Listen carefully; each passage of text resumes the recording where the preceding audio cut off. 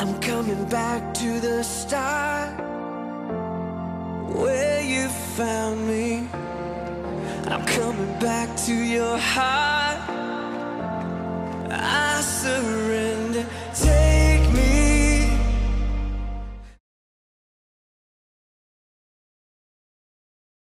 로마서 8장 26절부터 28절까지 말씀입니다.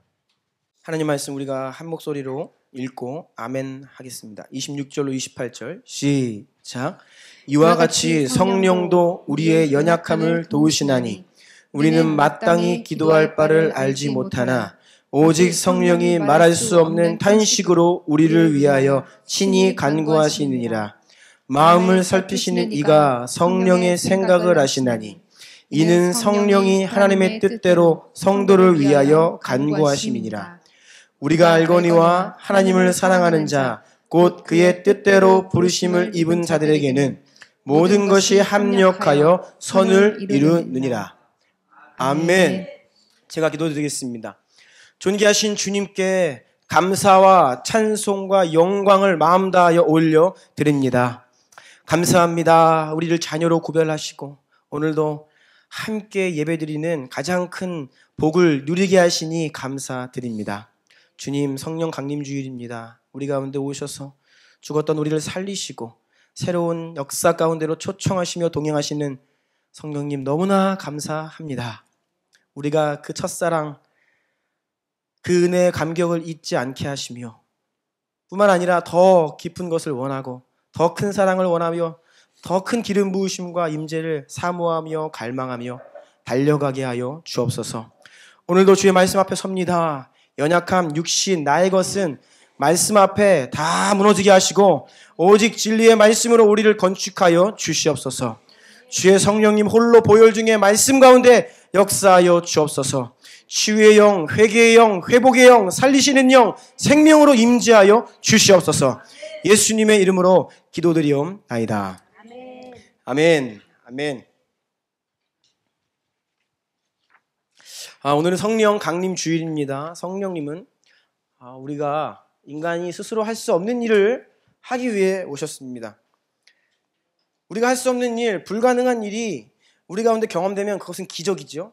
그래서 성령님께서 하시는 역사는요, 초자연적인 일입니다. 슈퍼내추럴한 일이에요. 예수님을 믿은 것도 사실 초자연적인 일이고요. 우리가 성경이 진리인 것을 깨닫고 아멘하는 것도 초자연적인 일입니다. 예수님을 닮아가는 것도 초자연적인 일이에요. 그래서 성령의 열매라고 합니다. 그리고 우리가 하나님의 일 감당할 수 있도록 하늘 은사를 부어주시는 것, 성령의 선물, 신령한 은사, 다 초자연적인 일들이죠.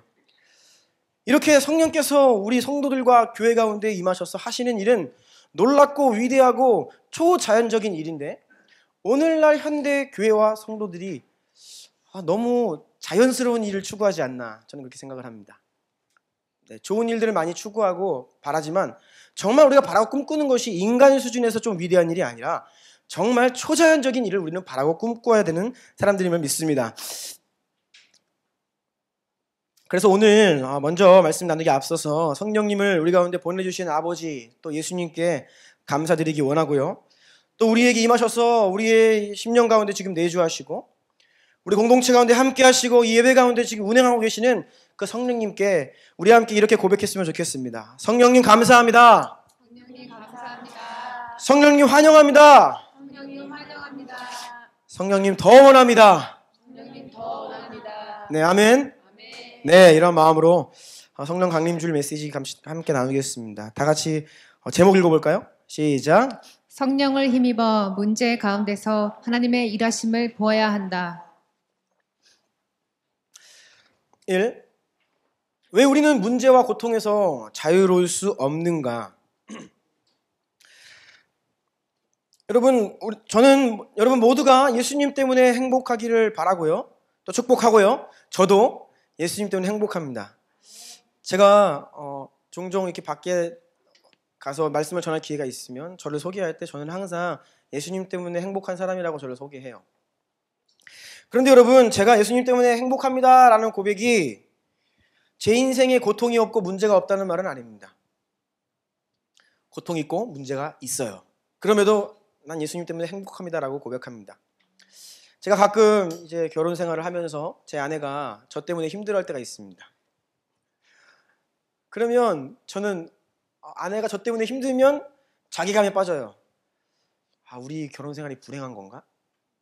그래서 확인을 해요, 아내한테. 행복하냐 불행하냐. 행복하지만 힘들대요. 네. 이것이 처음에는 잘 이해가 되지 않았는데 이게 맞아요, 여러분. 우리는 가정이 행복할 수 있고요, 화목할 수 있고, 교회도 행복할 수 있고요, 우리의 삶이 주님 때문에 행복할 수 있습니다. 그런데 그 말이 문제 없어요? 고통 없습니다라는 말은 아니에요. 믿음이 아무리 좋아도 고통과 문제 없는 인생은 단 한 사람도 없습니다. 이유가 있는데요. 첫 번째, 존재론적인 이유입니다. 로마서 8장 22, 23절 읽어주시겠어요? 피조물이 다 이제까지 함께 탄식하며 함께 고통을 겪고 있는 것을 우리가 아느니라. 그뿐 아니라 또한 우리 곧 성령의 처음 익은 열매를 받은 우리까지도 속으로 탄식하여 양자 될 것 곧 우리 몸의 성령을 기다리느니라. 지금 피조세계가 다 함께 탄식하면서 고통 가운데 있다는 것입니다. 특별히 이 피조세계 가운데 성령을 받은 우리 하나님의 자녀들 또한 고통 가운데 탄식하고 있다는 말이에요. 이것은 존재적인 이유입니다. 우리가 이 땅 가운데 살 때 우리가 죄인입니다. 죄인들과 함께 삽니다. 이 세상에 죄악이 가득합니다. 그래서 우리는 주님 다시 오시는 그날까지는 이 땅 위에 살 때 고통의 문제 자유할 수 없다는 것이죠. 죄가 있는 곳에는 어두움이 항상 역사해요. 선과 악을 알게 하는 나무 열매를 따먹는 그 죄 앞에 이제 세상에 죄가 들어왔잖아요. 우리가 여전히 예수님을 나의 주인으로 고백하며 살지만 때로 실수하고 무너지고 죄를 지어요. 그러면 여러분, 그 죄가 있는 곳에 반드시 그 죄를 빌미로 해서 우리에게 어둠을 조장하고 거짓말을 하고 우리를 공격하는 모든 이런 존재론적인 고통이 있다는 것입니다. 두 번째는 원수가 우리를 공격하기 때문입니다. 계시록 20장을 보면 예수님께 다시 오시면 가장 먼저 뭘 하시냐? 사탄을 때려잡습니다. 그래서 무저갱에 가두고 임봉하여서 다시는 만국을 미혹하지 못하게 가둬버려요. 근데 그 일이 예수님이 재림하실 때 일어난다는 겁니다. 지금은 원수가 활개를 치고 있는 시대입니다. 베드로전서 5장 8절 다 같이 읽어볼까요? 시작. 근신하라 깨어라 너희 대적 마귀가 우는 사자같이 두루 다니며 삼킬 자를 찾나니. 지금 못 잡아먹어서 안달이라는 겁니다. 원수가 누구를? 우리를. 그러니까 수단과 방법을 가리지 않고 때로는 광명의 천사로 가장도 하고요, 아주 별 전략을 가지고 우리를 공격하고 힘들게 하고 압제하려 듭니다. 사탄은 왜 우리를 공격합니까? 씨 뿌리는 비유를 보면 땅에 사람 마음의 말씀이 뿌려졌을 때에 처음에는 기쁨으로 그것을 받지만 환난과 핍박과 고난이 오면 신앙을 잃어버려요. 그걸 원하는 거예요. 우리를 공격하고 힘들게 하고 압박해서 신앙을 포기하도록, 예수님 믿지 않도록, 그러기 위해 믿는 자를 공격하는 겁니다. 그래서 마태복음 24장에도 마지막 때에 원수가 할 수만 있으면 택함 받은 자들도 미혹하려 든다라고 하죠. 하지만 우리 안에 오신 성령님, 또 우리는 그 견고한 진리 위에 서 있기 때문에 원수가 우리를 함부로 할 수 없습니다. 그러면 왜 또 우리를 공격하느냐? 그것은 우리가 주님께 부름받은 하나님 자녀는요, 선교적 존재라고 했습니다. 아브라함을 부르신 이유는 네가 복이 되어 이제는 모든 민족이 너로 말미암아 복을 받을 것이다. 하나님으로 인하여서 우리에게 구원의 복이 흘러왔고 성령님이 우리 안에 거하시는데 그것으로 인해 내가 회복되고 내가 잘 되는 것뿐이 아니라 나를 통해 그 복이 계속 흘러가야 되는 것이죠. 선교적 존재입니다. 나를 통해 이웃이 변하고 가족이 변하고 동료들이 변하고 우리는 계속 아웃리치하는 존재, 바깥으로 뻗어나가는 존재로 부르심 받았습니다. 그런데 원수가 공격합니다. 여러 가지 문제로 개입을 해요. 그래가지고 그 문제에 집중하며 그 문제, 당면한 문제 해결하느라 선교적 존재로 살지 못하도록, 네 인생 하나 챙기기도 힘든데 뭘 네가 사역자냐? 네가 선교사야? 네 인생을 봐라. 이런데 뭘 그거나 해결해 라고 하면서 그 문제 앞에 그냥 노예로 살아가도록 억누르는 거예요. 그래서 그래 너 하나 구원받은 것은 내가 못 막았는데 너를 통해서 다른 사람 구원 못 받게 내가 막을 거야. 공격을 한다는 거죠. 끊임없이. 그래서 사도행전 14장 22절 보면 우리가 하나님 나라에 들어가려면 많은 환난을 겪어야 할 것이다 라고 했습니다. 원수가 우리를 공격하고 가로막기 때문에 반드시 믿음의 삶을 사는 자들에게는 환난과 핍박, 즉 문제와 고통에서 우리가 자유할 수 없다는 것입니다. 우리를 가만두지 않는다는 거예요. 세 번째는 개인적인 이유입니다. 이것은 첫 번째 말씀드렸던 존재론적인 죄가 아니라 특별한 죄. 우리 가운데 있는 무언가 그냥 우리가 죄인입니다가 아니라 내 안에 있는 연약함, 특별한 연약함, 특별한 어떤 죄악 때문에 또 우리 가운데 고통이 찾아오고 문제가 유발될 수 있다라는 것입니다. 이를테면 완고해요. 주님이 끊임없이 말씀하시는데 순종하지 않습니다. 그리고 상황을 믿음으로 돌파해내고 이겨내야 되는데 그렇지 못해요. 그러면 그러한 상황들이 장기화되며 우리에게 고질적인 문제로 고착화될 수 있죠. 요한복음 5장 보면 하나님께서 한 영혼을 치유하십니다. 그런데 그에게 뭐라고 말씀하시냐면 더 심한 것이 생기지 않게 다시는 죄를 범하지 말라. 그 질병으로 고통하던 자의 그 원인이 고통의 문제가 그 사람에게 있던 어떠한 특정한 죄였다는 예수님 말씀입니다. 그 사람의 어떤 라이프 스타일이나 어떤 죄악에 빠져 있거나 아무튼 그것 때문에 아파했다는 것이죠. 주님께서 치유하신 이후에 다시는 더 심한 것이 생기지 않게 죄짓지 마라. 이것은요 일반적인 죄인으로서 죄짓지 말란 말이 아닙니다. 우리가 어떻게 죄를 안 짓죠? 실수합니다. 그 특별한 무언가 죄를 말씀하고 계시는 거예요. 고린도후서에도 보면 바울이 이렇게 고백하는데요. 12장 7절로 9절 읽어주시겠어요? 여러 계시를 받은 것이 지극히 크므로 너무 자만하지 않게 하시려고 내 육체의 가시 곧 사탄의 사자를 주셨으니 이는 나를 쳐서 너무 자만하지 않게 하려 하심이라. 이것이 내게서 떠나가게 하기 위하여 내가 세 번 주께 간구하였더니 나에게 이르시기를 내 은혜가 내게 족하도다. 이는 내 능력이 약한 데서 온전하여짐이라 하신지라. 그러므로 도리어 크게 기뻐함으로 나의 여러 약한 것들에 대하여 자랑하리니 이는 그리스도의 능력이 내게 머물게 하려 함이라. 예, 바울이 이 말씀 앞에 어떤 간증을 하냐면 자신이 삼층천에 갔다 왔다는 말을 합니다. 가히 뭐 너희들한테 말할 수 없는 놀라운 비밀과 계시를 받았다라는 것이죠. 그런데 하나님께서 바울에게 육체의 가시, 사탄의 사자를 주셨습니다. 허락하신 거죠. 이게 뭔지는 몰라요. 아무튼 굉장히 큰 압제이고 고통입니다.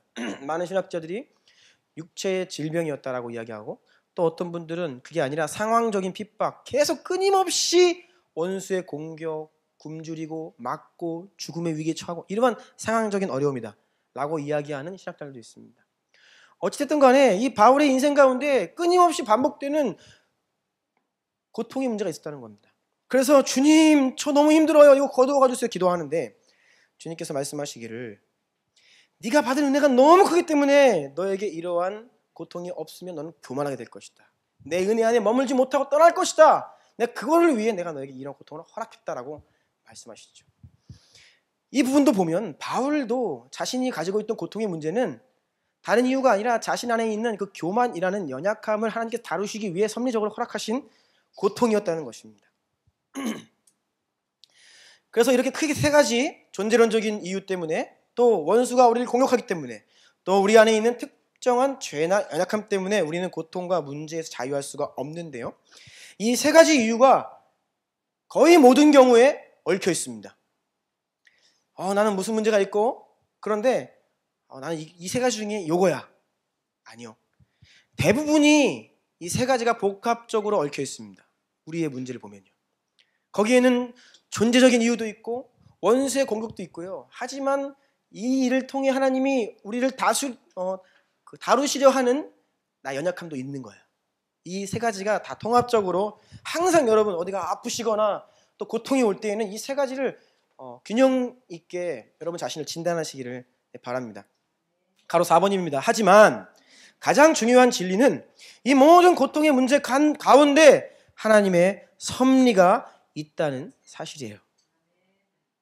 여러분 섭리, 하나님의 뜻, 하나님의 섭리 이 두 가지를 잘 구별해야 됩니다.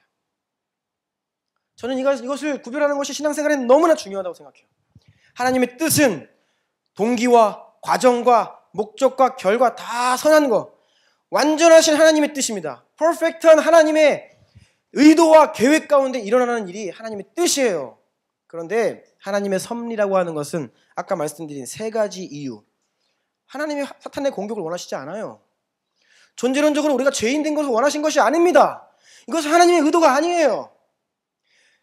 그럼에도 불구하고 우리의 연약함 때문에 받고 있는 고통까지도 하나님이 그 계획 가운데 사용하셔서 선한 목적을 이루시는 어떤 이런 것들을 우리는 섭리라고 이야기합니다. 뜻과 섭리를 혼용해서 사용하면 선하신 하나님에 대한 그 이미지가 상실돼요. 제가 오늘 아침에 4개월 동안 연락되지 않던 제 친구와 연락이 되었습니다. 새벽이었는데요. 저는 말씀드렸죠. 제 태신자 친구입니다. 고등학교 친구인데 이 친구를 위해 오랫동안 기도해 왔고 4개월 전에 친구가 새벽 기도하고 있는데 자기 회개하고 예수님 믿고 싶다 그래서 우리 교회 찾아왔어요. 복음을 전하고 주님 영접하고 돌아갔는데 그때 이후로 연락이 두절됐습니다. 4개월 지났습니다. 4개월 동안 너무나 많은 일이 있었어요. 내 연락을 피했어요. 한 번도 연락된 적이 없는데 오늘 새벽에 어떻게 연락이 돼서 전화를 했더니 받더라고요. 그래서 통화를 했는데 왜 내 연락을 안 받았냐 했더니 이 친구가 네가 믿고 있는 그 하나님, 내가 친구 너는 좋은데 네가 믿고 있는 그 하나님 나 진짜 짜증난다, 싫다, 그렇게 얘기하더라고요. 왜 그러냐 했더니 4개월 전에 나 진짜 그날 이후로 지금 내 인생 다 망가졌다 그러는 거예요. 직장 잃고 빚더미에 앉고 이혼 위기에 있고 모든 가족들 다 잃고 왜 나한테 와가지고 그런 일을 만드냐. 하나님을 너무 오해하고 있고 원수가 장난을 얼마나 쳐놨는지 제가 이걸 그냥 통화로 다룰 수가 없어요. 그래서 만나야 된다 하는데 이 친구가 또 하는 말이 근데 짜증나는 거는 내 주변에 있는 기독교인들 나는 죽을 것 같이 힘든데 왜 다 하나님의 뜻이라 그러냐? 그런 하나님 짜증난다고 하는 거예요. 내 고통 가운데 있는데 하나님이 나를 더 큰 그릇을 쓰려는 하나님의 뜻이래요. 자기는 그런 하나님을 이해 못하겠다는 거예요. 제가 이야기했어요.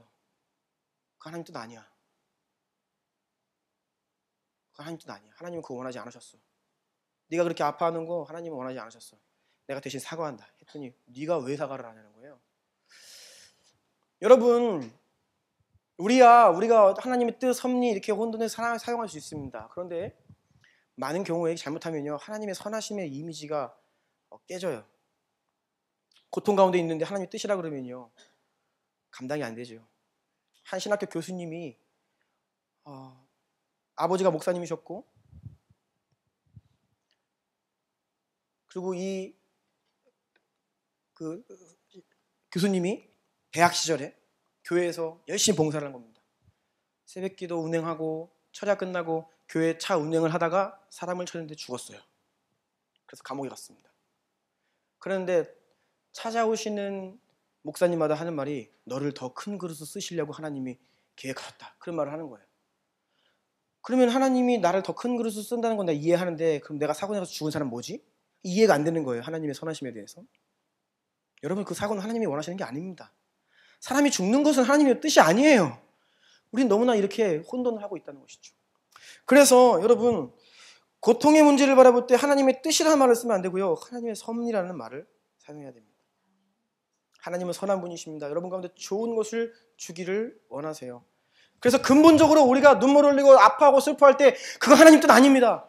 여러분 질병은 하나님 뜻 아니에요. 절대 아닙니다.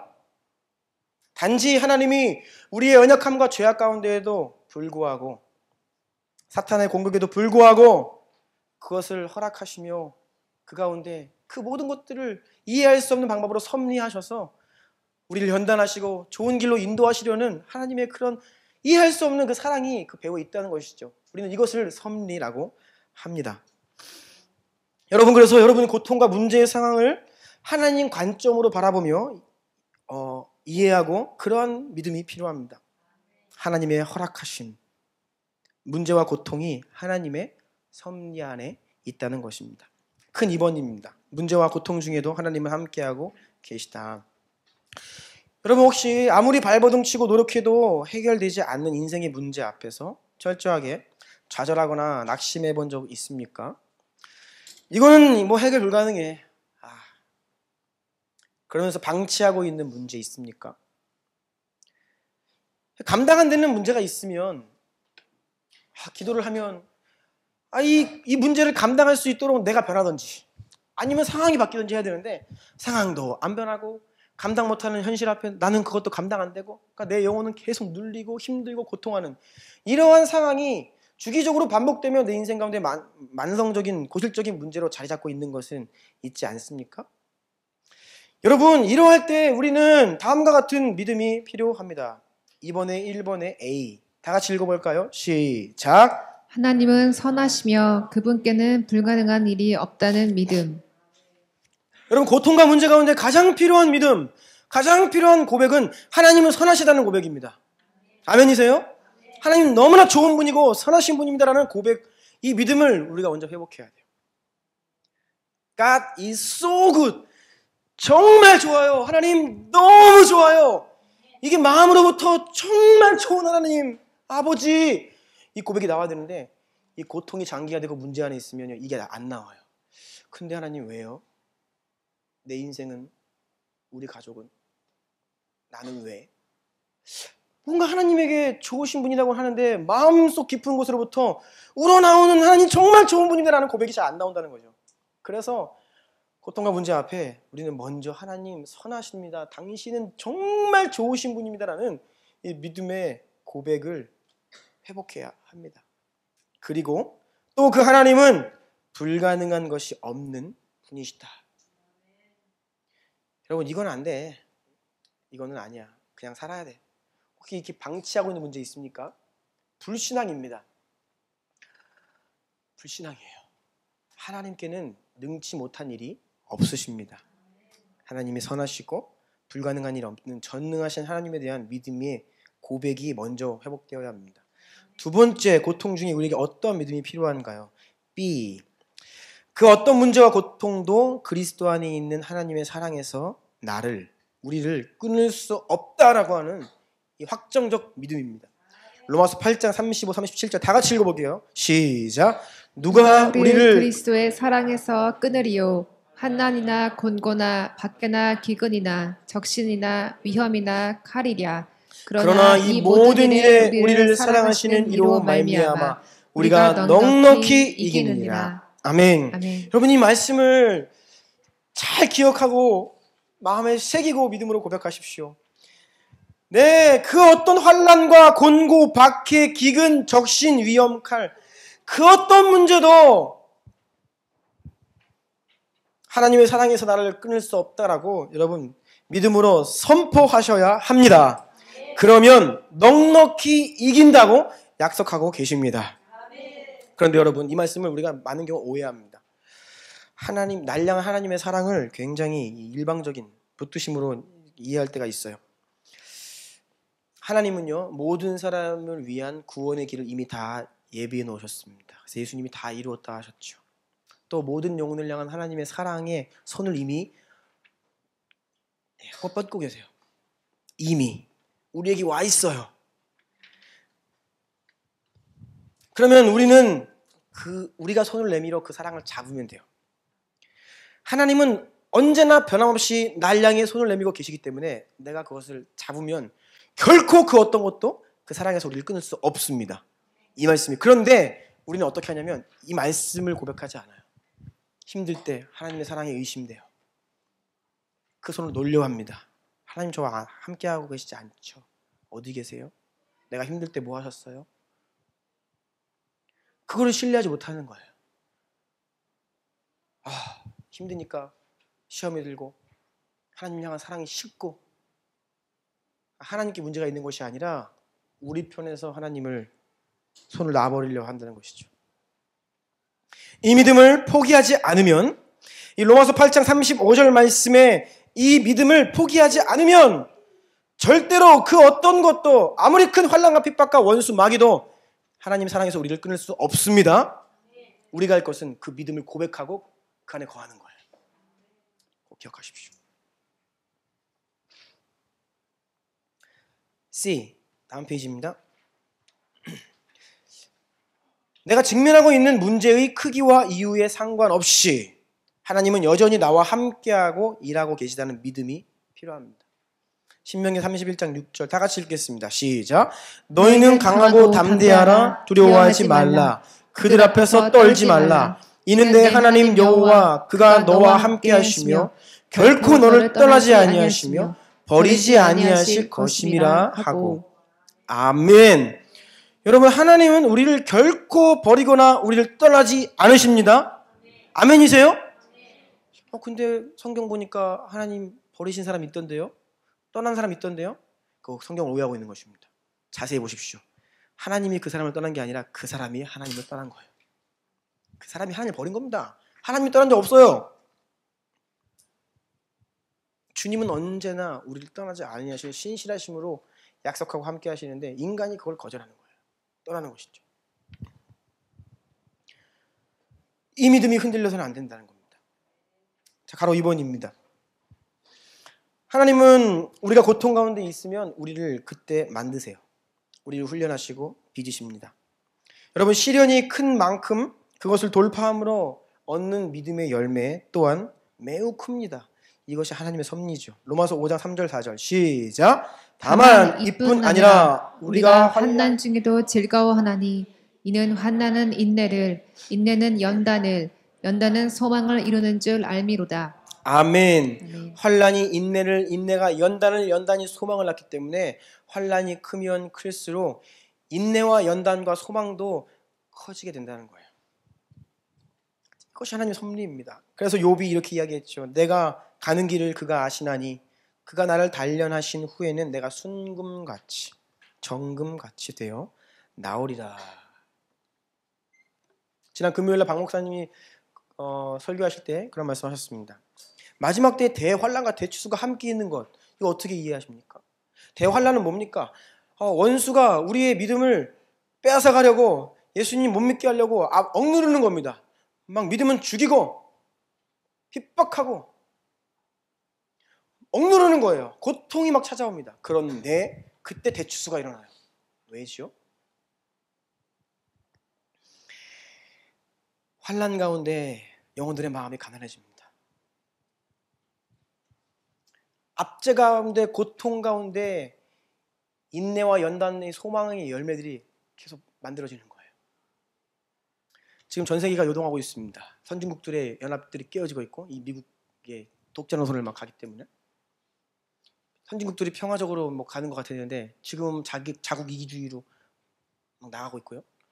평화 협정을 깨고 있고요. 유럽이 그렇게 문제없이 유토피아 이룰 것 같았지만 지금 난민 사태, 테러 이런 문제들로 막 뒤흔들리고 있습니다. 대부분 유럽 국가가 이제 30-40년 내에 이슬람화 됩니다. 인구 구성으로. 사탄이 테러를 일으키는 이유는 사람을 죽이는 거예요. 원수는 제일 좋아하는 게 사람 죽이는 겁니다. 더 이상 복음 듣지 못하고 죽도록 그냥 끊어버리는 거예요. 전쟁 조장하고 테러 일으키고. 그런데 하나님께서 이 일들을 통하여 어떻게 섭리하고 계시느냐. 그동안 잘 먹고 잘 살아서 하나님 떠나고 있던 유럽 교회들, 미국 교회들을 다시 일깨우고 계신 것은 아닌가. 그러니까 저는 이 유럽 땅에 다시 한번 부흥이 올 거라고 믿고 있어요. 그들의 가난해진 마음이 우리가 여호와를 떠났는데 더 이상 주님을 붙들지 않으면 우리는 이슬람화 되는구나. 죽는구나. 다시 한번 유럽 교회가 주님께로 돌아올 날이 오고 있다는 것입니다. 환난이 추수를 낳습니다.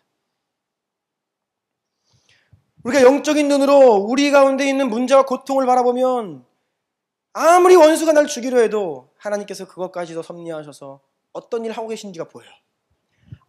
주님이 지금 날 연단하시는구나.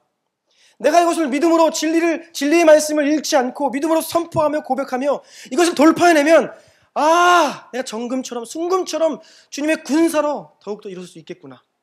주님의 일하심을 보면, 문제 가운데 고통 가운데 주님의 역사를 보면 나도 그 일에 동참하여서 그 문제를 뚫어내고 더 견고한 자리로 나아갈 수 있다는 것이지요. 여러분, 불가능하다고 여겨지는 현실과 큰 장벽 앞에 낙심하고 고통하고 있다면 축복합니다. 여러분, 좌절하지 마십시오. 그 가운데 머물러 계시지 마십시오. 여러분이 지금 겪고 있는 그 고통 강도만큼, 낙심의 그 강도만큼 여러분은 더 견고해질 것입니다. 더 주님 사랑을 더 깊이 깨닫게 될 것입니다.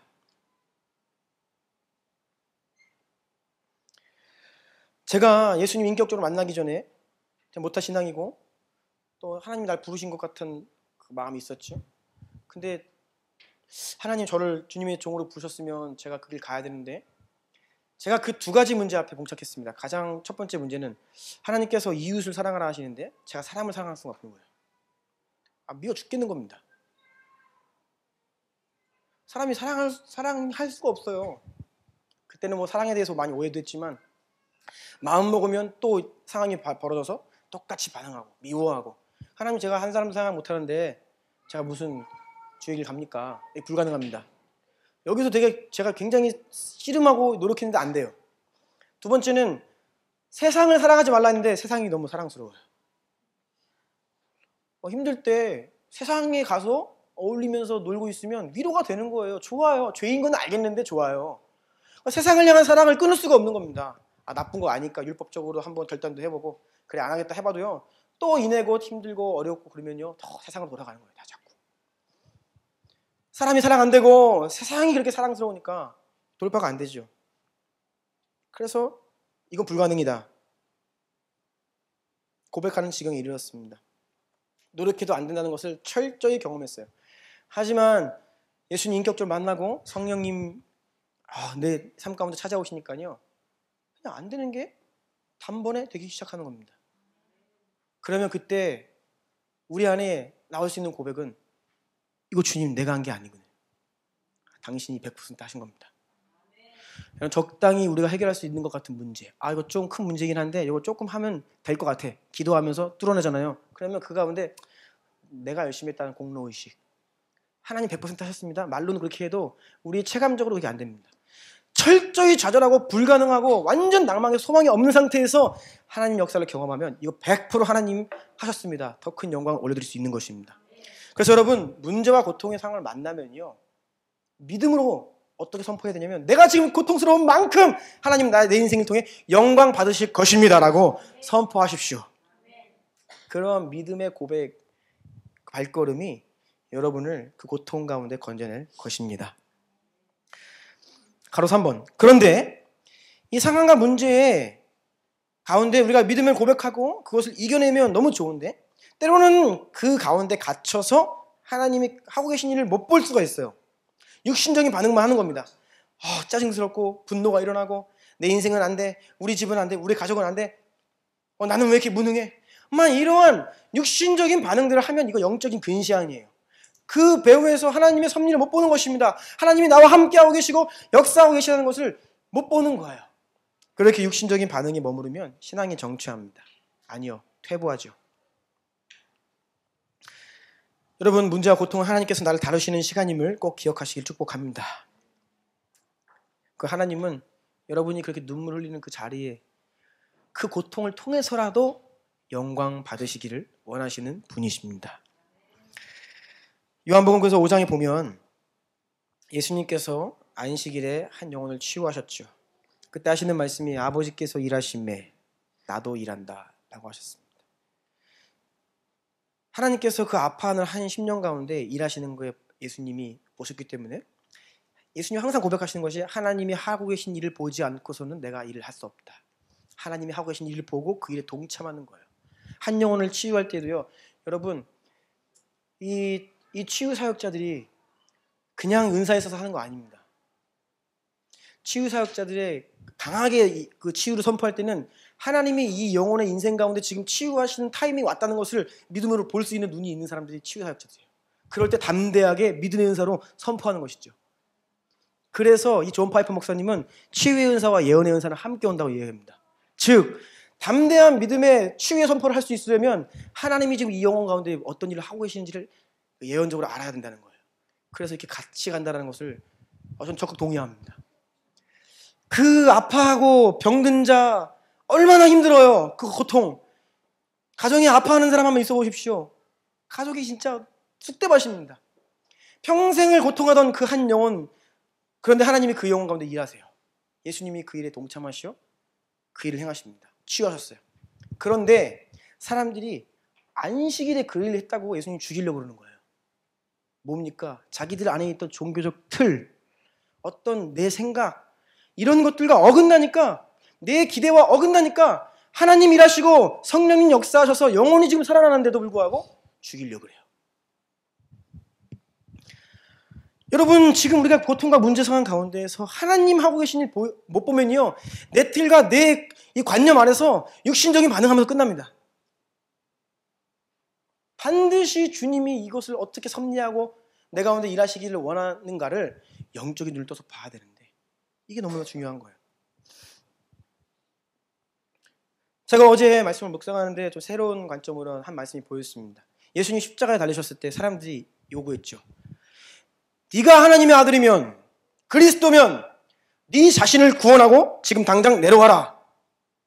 여러분, 예수님이 하나님의 아들 그리스도이심을 확증하는 내용 중에 하나가 죽음을 이기시고 부활하신 사건입니다. 아멘이시죠? 즉 죽음의 그냥 사망 권세에 억눌리면 그건 인간이에요. 근데 예수님은 죽음을 이기셨다고요. 십자가를 이기셨다고요. 그 사람들이 요구하는 게 다 틀린 게 아닙니다. 네가 하나님의 아들이면 내려와봐. 네, 하나님의 아들이면 내려올 수 있어야 되죠. 그런데 주님은 3일 후에, 지금 당장이 아니었습니다. 근데 그 사람들은 내가 보는 앞에서 지금 당장 내려오라는 거예요. 우리가 얼마나 문제 앞에 이렇게 반응하고 있을 때가 많은지 모릅니다. 아직 하나님께서 나를 다루시는 것들이 해결이 되지 않았어요. 내 안에 여전히 이 문제를 유발시키고 있는 나의 견고함과 완고함이 아직 깨어지지 않았습니다. 하나님 아직 기다리고 계세요. 조금 더. 아직 아니다. 그런데 우리는 육신적인 반응으로 right now. 그래서 여러분, 저는 선포도요, 가려가면서 해야 된다고 생각해요. 막 우리가 성령님 임하라고 막 선포할 때도 있고요. 막 우리의 시간표대로 막 할 때 있는데 조심해야 된다고 생각합니다. 우리가 문제와 고통 앞에 지금 여기에서 당장 주님 문제 해결해 주십시오. 하나님 능력 있으면 지금 여기서요, 내 방식과 내 마음대로 요구할 때가 있다는 것입니다. 이것은 육신적인 근의가 아닐 수 있어요. 하나님을 철저히 의지하고 하나님을 고백하고 선하십니다. 불가능이 없으십니다. 고백하면서 그 상황 가운데 전적으로 믿음을 잃지 않고 고백하며 나아가는 우리의 믿음이 필요합니다. 그래서 여러분, 문제가 장기화되잖아요. 그러면 두 가지 반응이 있습니다. 믿음으로 잘 자신의 믿음을 고백하며 믿음을 지키며 선한 싸움을 싸우면요, 영적인 내성이 생겨요. 항체가 생깁니다. 큰 고통이 와도요, 이겨낼 수 있는 힘이 생기는 겁니다. 여러분, 존재론적으로 우리가 고통의 문제를 해결할 수 없다고 했죠. 문제가 계속 옵니다. 여러분, 앞으로 문제가 더 많아질 거예요. 마지막 때가 오기 때문에 우리 인생 가운데 더 큰 고통이 찾아올 것입니다. 예수님 믿어서 끝난 게 아닙니다. 그럼 우리가 변해야죠. 그 고통과 환난을 감당할 수 있는 강력한 이 영적 견고함이 필요한 겁니다. 우리가 지금 맞이하고 있는 이런 상황 가운데 믿음으로 선한 싸움을 싸우면 그러한 영적인 체력과 내성이 길러진다는 것이죠. 그런데 육신적인 반응을 하면 방치하고, 원래 그런 거야? 하나님 어쩔 수 없어? 내 인생 원래 그래? 그러면서 그냥 그 가운데 한탄하고 우울하고 그러면요, 무감각해집니다. 너무 맞아가지고 이제는 아픈지도 모르는 거예요. 이건 좋은 게 아니죠. 이건 내성이 아닙니다. 난 죽고 있는데 그거 그냥 무감각한 거예요. 그 상황을 방치하고 있는 것입니다. 상황의 노예가 되는 것이죠. 결코 이 길로 가면 안 됩니다. 믿음으로 이겨내셔야 합니다. 큰 3번입니다. 하나님께서 일하시도록 하라. 기도와 성령의 역사 상관성. 마가복음 9장 보면 절망하는 한 사람이 등장합니다. 하나밖에 없는 아들이 귀신이 들렸어요. 태어날 때부터. 근데 어떤 일이 벌어지냐면 이 귀신이 이 아이를 불에 던지고 물에 던집니다. 여러분, 하나밖에 없는 내 아이가 귀신에 들려가지고 불 속에 뛰어들고 물 속에 뛰어드는 거 상상해 보십시오. 감당 안 되는 이 가정 안에 지옥 같은 문제입니다. 이거 해결 안 돼요. 예수님의 제자들에게 데리고 왔는데 예수님의 사도들이 못 고쳐요. 예수님이 변화산에서 내려오셔가지고 고치십니다. 그러면서 하시는 말씀이, 이런 종류의 귀신은 기도가 아니고서는 쫓아낼 수 없다, 나갈 수 없다라고 하시죠. 그런데 마태복음 12장 보면 예수님께서 하나님의 성령을 힘입어 귀신을 쫓아낸다 하십니다. 여러분 성령을 힘입어 귀신을 쫓아내면 그냥 성령을 힘입으면 되지 왜 또 강한 귀신 앞에서는 기도 외에는 쫓아낼 수 없다고 하십니까? 성령을 힘입어 쫓아냄과 기도로 쫓아냄이 상관성이 있는 거예요. 기도는 따라해 보십시오. 성령을 힘입는 방법이다. 예.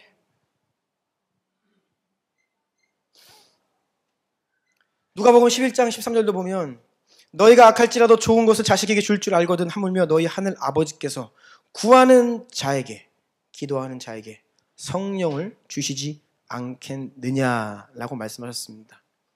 그래서 오순절날 마가의 다락방에 모여 그들이 오로지 기도하기에 힘쓸 때 성령님께서 내려오셨어요.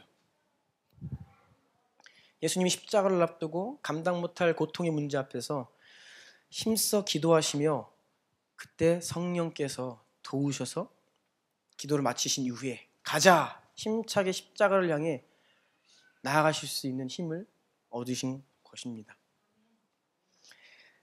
누가복음 이사야 62장 6절 7절 함께 읽겠습니다. 시작. 예루살렘이여 내가 너의 성벽 위에 파수꾼을 세우고 그들로 하여금 주야로 계속 잠잠하지 않게 하였느니라. 너희 여호와로 기억하시게 하는 자들아 너희는 쉬지 말며 또 여호와께서 예루살렘을 세워 세상에서 찬송을 받게 하시기까지 그로 쉬지 못하시게 하라. 이건 굉장히 우회적인 표현입니다. 우리가 주야로 기도하면 주께서 우리 기도 가운데 일하신다는 거예요. 우리가 기도하면 성령께서 일하신다는 겁니다. 우리의 힘으로 할 수 없는 그 상황 가운데 우리가 부르짖어 기도의 자리로 나아가고 하나님을 의지하면 성령을 힘입어 그 상황을 이길 수 있는 그 능력을 주신다는 것이죠. 뚫어내게 하신다는 겁니다. 그래서 제가 지난주에도 말씀드렸어요. 고통 가운데 있는 분들, 반복되는 문제 안에 고통하시는 분들 기도하십시오. 부르짖으십시오. 나이스한 기도가 아니어도 좋습니다. 꼭 성경적인 기도가 아니어도 좋아요. 주께 부르짖으며 주님 어찌하여야 합니까? 울부짖는 그러한 모습이 주님께서 도우시고 그래서 그 가운데 합력하여 선을 이루게 하시는 거예요. 그래서 오늘 본문 말씀을 다시 한번 보기 원하는데요. 8장 26절로 28절 우리의 부르짖음과 어찌 기도해야 될지 모르는 탄식 가운데 그 기도 성령께서 도우시고 함께 하시며 결국 모든 고통과 문제 가운데에서도 하나님의 선한 그 아름다운 합력하여 선을 이루시는 일들이 일어난다는 것이죠. 로마서 8장 26절 28절 이 말씀이 여러분 좀 새롭게 보여야 합니다. 함께 읽겠습니다. 시작.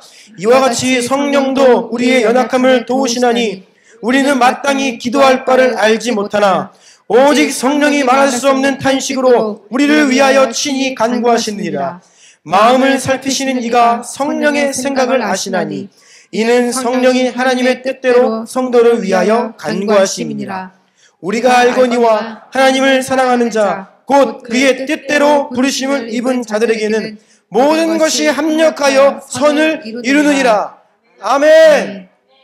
이 로마서 8장 28절 말씀이 우리에게 있음이 얼마나 감사한지 모릅니다. 너무 위대한 말씀이에요. 그래서 우리 교회 와이파이 비밀번호가 R828 이거예요, 여러분. 모르세요? M2424 R828 이 R828이라고요.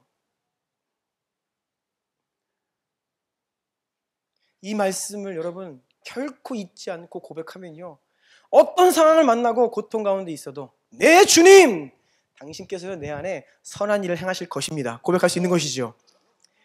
그 가운데 기도로 나아가 성령을 힘입어 돌파하고 자유케 되고 악순환이 아닌 이겨내고 이겨내는 선순환의 삶이 시작되는 것입니다.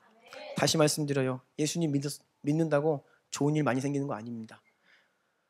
제가 예수님 인격적으로 만나고 그 이후에 제 인생 가운데 벌어진 한 가지 변화. 보니까 그때 이후로 어려운 일이 더 많습니다. 옛날에는요. 누구랑 부딪히면 그냥 성질대로 다 부딪히고 니랑 그냥 남남하면 돼. 끝입니다. 들이받으면 돼요. 지금은요. 내가 이 사람을 다시 안 볼 사람이라도 이게 성깔대로 못해요. 참아야 됩니다. 쳐야 돼요. 그러면 세상은요.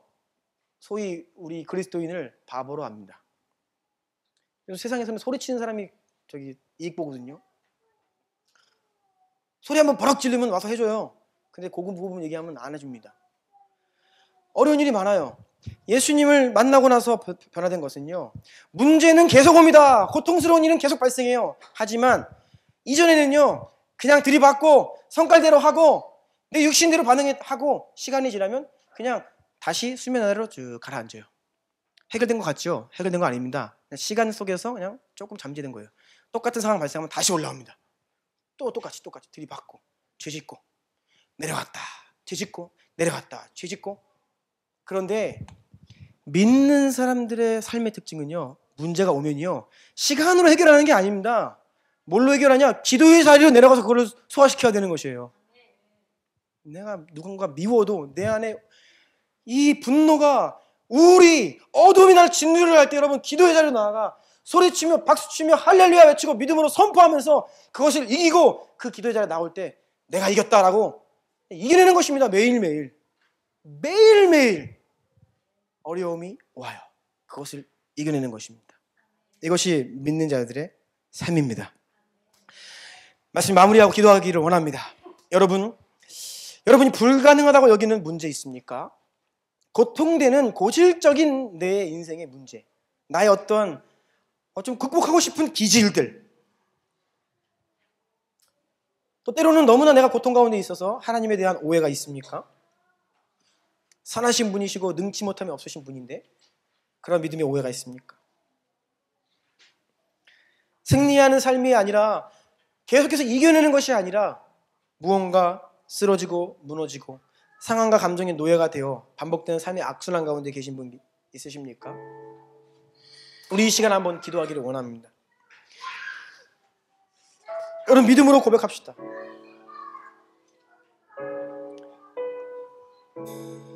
큰 2번에 1번에 ABC, 이거 좀 오늘 이 시간 선포하며 기도했으면 좋겠어요. 하나님은 선하십니다. 여러분 마음 중심으로부터 올라오는 믿음의 고백으로 하나님을 향하여서 퀘스천 마크 하시고 있었고, 하나님 왜요? 내 인생에 왜요? 원망스러운 모든 것들을 잠재우고요 믿음으로 취하고 선포하는 거예요. 하나님은 선한 분이시더라고요.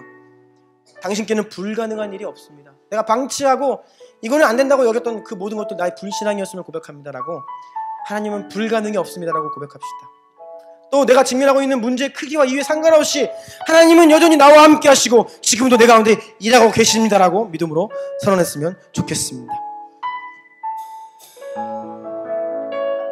그리고 그 어떤 고통도 그리스도 우리를 향한 그 사랑에서 나를 끊을 수 없다라고 믿음으로 선포했으면 좋겠어요. 여러분 이 믿음의 고백을 주 앞에 진심으로 우리 마음을 드리며 고백하며 선언하면서 나아가기를 원합니다. 우리 한번 주여 부르고 이 믿음의 고백을 선언하며 나아갑시다.